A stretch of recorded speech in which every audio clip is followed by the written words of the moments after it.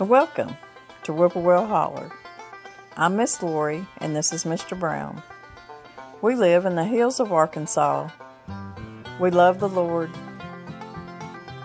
Keepers of the old way, but accept some of the new. We love to cook, and we love to eat. We love to garden. It's in our blood. It's how we stay sustainable and fill our pantry. We do a lot of canning and preserving. We live a sustainable life. We love our family. We work hard. And every once in a while, we like to dance. So y'all join us. Really good recipes to share with y'all. And one of them is making homemade mayonnaise. I've had a lot of people in the past ask me about, Miss Lori, do you make homemade mayonnaise? And yes, I do. But I just haven't done the video yet. But we're going to do that today. We're going to make some homemade mayonnaise out of our eggs that we get fresh every day. Using fresh eggs makes the best mayonnaise, but you can also use store-bought too. We're also going to be making some fried potatoes out of our home canned potatoes that we canned up from Mr. Brown's potatoes he grew in his garden last summer. And even some of them I've got from the summer before last. So that's the ones we'll be using before this past summer's potatoes, because I rotate them. But I do still have a lot of people that follow me that are new canners. And some of them have already canned up potatoes, but they want to know the different ways to cook their home canned potatoes, because yeah, it's a whole different method sometimes, because your potatoes are already pressure canned, which means they're cooked. And then I have people that are following that haven't canned potatoes yet that want to, but first they want to see how you cook them home canned potatoes. So in a few videos back, I have a video where I roasted my home canned potatoes, and a lot of y'all done that recipe and said they turned out really good, and that makes me happy. And so today we're going to be doing fried potatoes and onions with our home canned potatoes. When I canned these potatoes up, I cut them up like I was going to fry them, and that's the way I canned them, and y'all be seeing that. But they turn out delicious. They are softer. They are a softer fried potato because, of course, they're already cooked. But they cook up so good, and they do brown, and they're just delicious. I'm starting with a quart of canned potatoes that were pressure canned in 2021. And you can see there's a little bit of starch in there build up. But you're going to have a little bit of that. Now you can strain that and make bread out of that. But I'm not in need of it right now, so I'm just going to strain my potatoes good. I'm going to rinse them good, get as much starch off of them as I can. And then I'm just going to let them sit here and drain. Now these are really soft, of course, because they've been pressure canned. So we're going to let them drain, let them dry, because you don't want to throw really wet potatoes in a frying pan with grease in it. We're going to cut up a sweet onion to put in with our potatoes. And I've got pork chops frying over here, some fresh pork. I always love onions with my fried potatoes.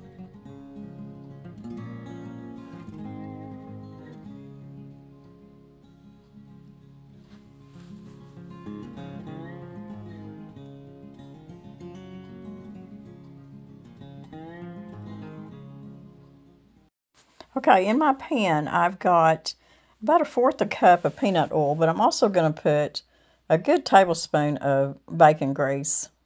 And you can use all bacon grease, you can use all oil, whatever you want to use. You just want to make sure that you cover the bottom of your pan really good. And you'll notice I'm not using a cast iron skillet. Fresh home canned potatoes really stick bad to cast iron. Y'all know that I cook all the time with my cast iron skillets. But in this case, I use, it's a non-stick, but it's not Teflon. It's a healthy non-stick skillet. That's what you want to use when you're frying your home canned potatoes. So I'm going to put my potatoes in there, and I'm going to salt and pepper them real good. And I ended up opening a whole nother quart because I know that Mr. Brown would, he's not had fried potatoes in a while, so we eat our potatoes in moderation. I'm going to go ahead and put my onions on here. And I'm not going to mess with my potatoes. I'm going to cook them just like you would hash browns. I'm just going to leave them here. I'm going to let them cook and crisp up on the bottom before I turn them over. Because if you mess with them too much, they're not going to get brown, they're not going to get crispy. So just treat them like you would hash browns if you've ever cooked hash browns. Just leave them there on the bottom. Just kind of flatten them out and let them. They've been cooking and browning for about 5 minutes or so.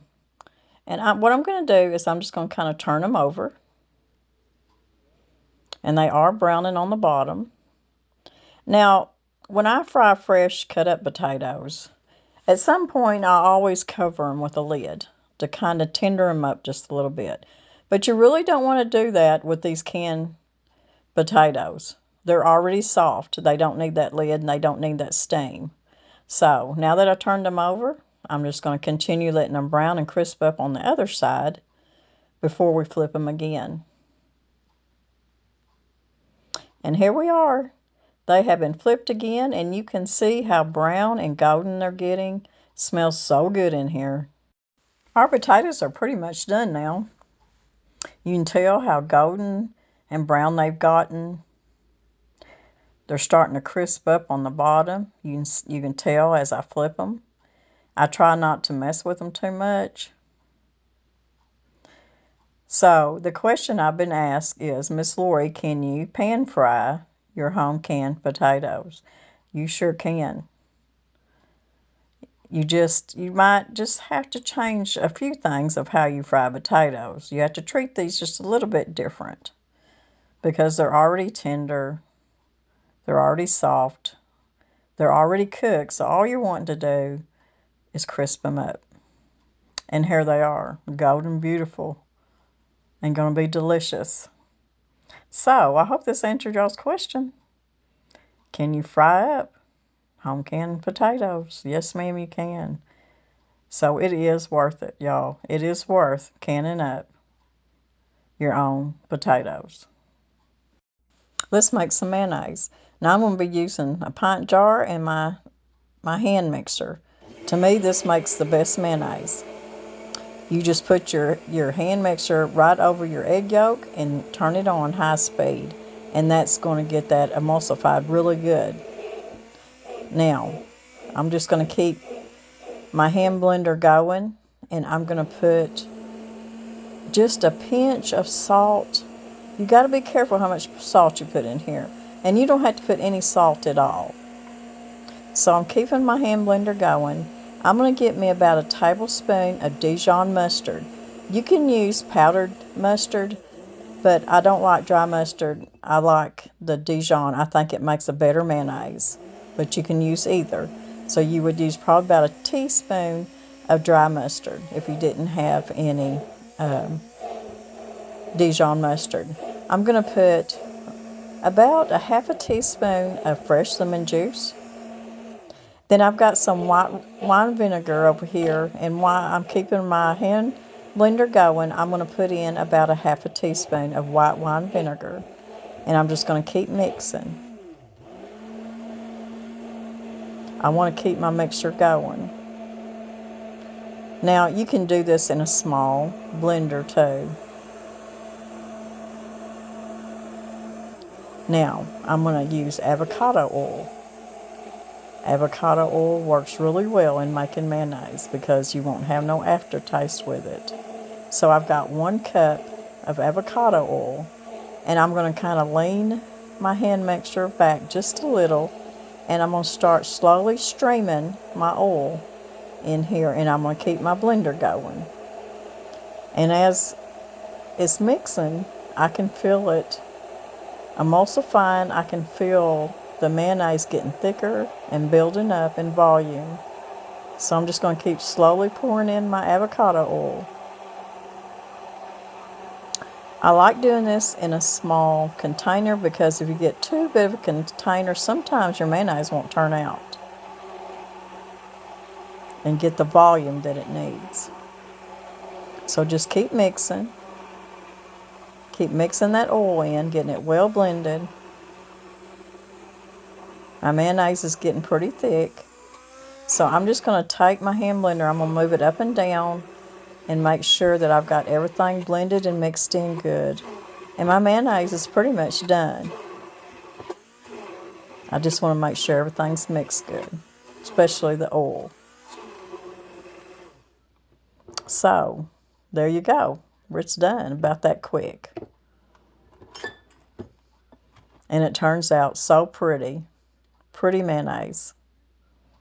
Is there such thing as pretty mayonnaise? I think so. I just think food's pretty anyways. So there it is, guys. There's probably about a cup and just a little over a cup is what it made. And that's about all I'm going to need. Isn't that pretty? White and creamy, no preservatives in it. Tastes delicious, but like I say, be careful about your salt. You may not even want to put salt in it, so be very careful. Now, I will put a few more seasonings in here just because I like it that way. I'm going to put a little bit of black pepper. I'll put a little bit of granulated garlic in it. Isn't that pretty? Just the right consistency, too. A little bit of granulated garlic, and my mayonnaise is good. You can put dill in it. You can put any kind of seasoning in this. And this makes wonderful, wonderful ranch dressing, salad dressing, deviled eggs, potato salad, just anything you need it for. So never think that you don't have any mayonnaise. You can always whip you up some. Well, guys, I hope y'all enjoyed this video. And y'all learned a little bit about another way to cook your home canned potatoes. And you've seen that it's easy. You just have to sometimes do it a little bit differently than you would just a fresh raw potato. But either way, I mean, it's a good way to preserve your potatoes that you work so hard to grow and put up and them come out good. When you're storing potatoes, like we do a lot after Danny grows them, I do can them. If I've got freezer space, I'll even, cut some up into hash browns and freeze them that way. And I'll show y'all how I do that sometime. But even putting them up in a dark, cool place, putting them up in a larder or pantry, you're still about, I don't know, about January or so, you got potatoes that are starting to sprout and do their thing. So to me, I'd rather go ahead and can them, some of them, and put them up that way. That way, I don't have any going bad on me. That's just a waste to me. So anyways, I hope y'all enjoyed seeing how I fried up my potatoes. I had a lot of people asking me how to do that. And my homemade mayonnaise, it's delicious. It really is. And you can use olive oil, but the avocado oil is a more neutral oil. When you use your olive oil, you're going to have that taste in your mayonnaise. Just remember that. And avocado oil, you just don't have that aftertaste in your mayonnaise, and it just always turns out good. I always keep a little avocado oil just for that purpose. But and you can put any kind of seasoning in your mayonnaise, and it just turns out wonderful. Now, there's some people that say that you can keep mayonnaise, homemade mayonnaise, up to about 2 months. It being fresh, raw eggs, I generally try to use mine up within 2 weeks, and I don't go over that. That's why I don't make a big batch. I usually just make, like I did, about a cup or a cup and a half or so at a time, and that's about what I keep because it's so easy to make. And it makes delicious potato salad. It makes a wonderful homemade ranch dressing for your salads. It makes a wonderful ranch dip for your chips. You can use it in any recipes just like you would any store-bought mayonnaise without all the preservatives. And you've seen how easy it was to make. So anyways, I hope y'all enjoyed this video because I know I did. And we got more coming.